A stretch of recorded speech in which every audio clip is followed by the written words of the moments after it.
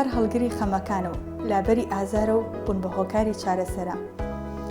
ڕۆژی جیهانی پەرستاران پیرۆز بێت.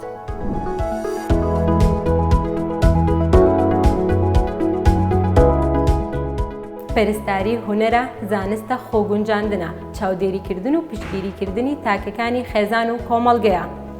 ڕۆژی جیهانی پەرستارانتان پیرۆز.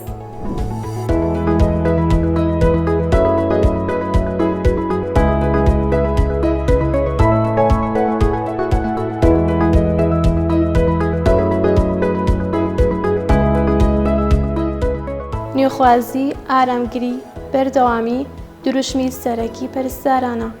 ڕۆژی جیهانی پەرستارانتان پیرۆز.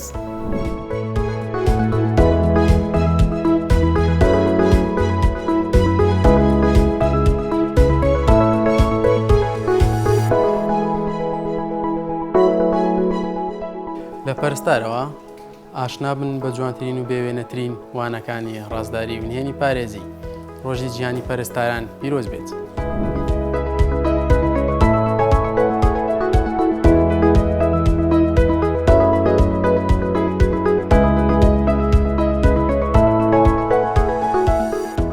پەرستار ئەرکی تەواوکردنی کاری پزیشک و چاودێریکردنی چارەخوازە.